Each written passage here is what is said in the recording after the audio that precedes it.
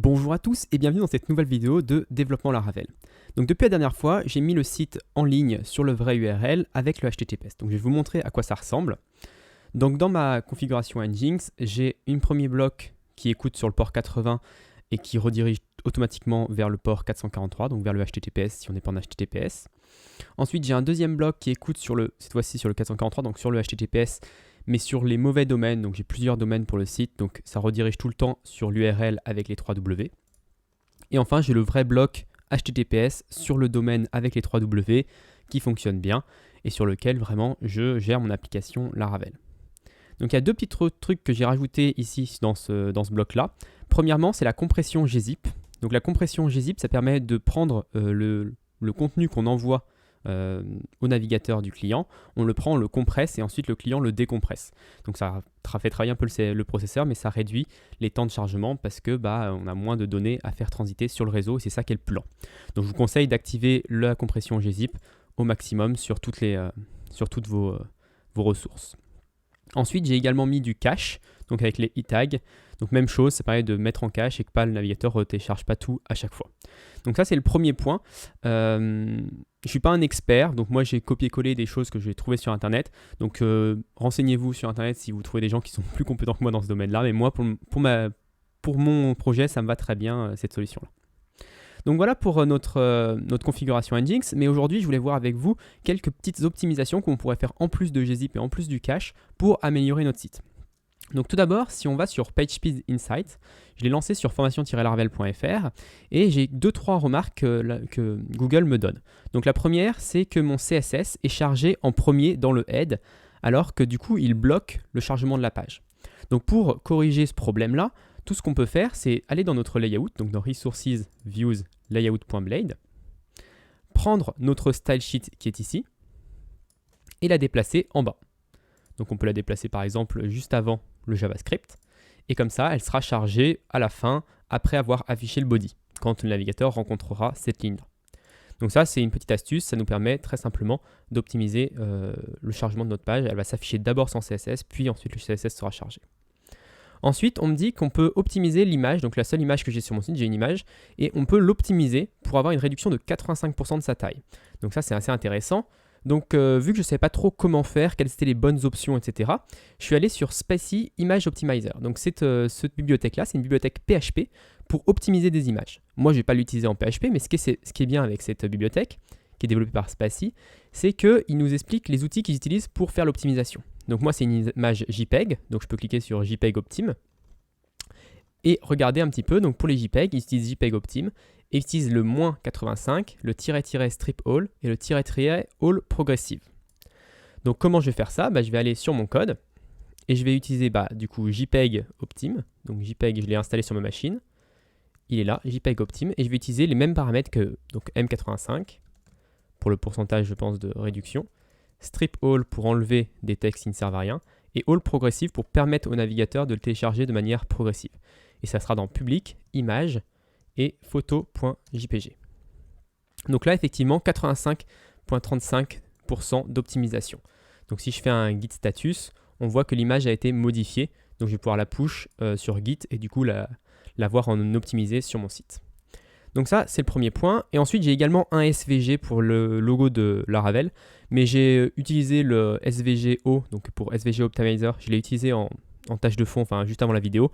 Et ça ne donnait pas des vraies performances, des vrais gains de taille, donc c'est pas forcément nécessaire. Donc voilà pour ça. Donc ça, c'est les deux seules choses que me donne Google pour mon problème, pour mon site, pour optimiser le site. Et donc du coup, il me restait un dernier truc que je voulais vous montrer. C'est que si je regarde ici, donc public CSS app.css, j'ai 345 kilooctets de CSS. Et c'est un petit peu gros, et je pense qu'on peut améliorer un petit peu ça. Donc si je fais npm run prod, ça va prendre un petit peu plus de temps, mais ça va me le compresser, et normalement il sera un petit peu plus petit que ce que j'ai actuellement. Donc voilà, on voit que npm run prod a terminé de se lancer, et c'est fait que 265 kilooctets. Ça reste beaucoup. Pourquoi ? Parce qu'en fait, Tailwind CSS amène beaucoup de classes CSS et j'en utilise quasiment pas. Donc je pourrais peut-être nettoyer tout ça.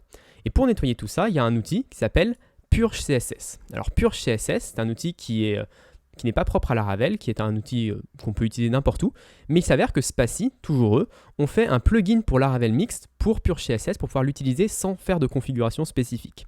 Donc c'est plutôt agréable, moi j'aime bien les choses qui me permettent de ne pas avoir de configuration spécifique.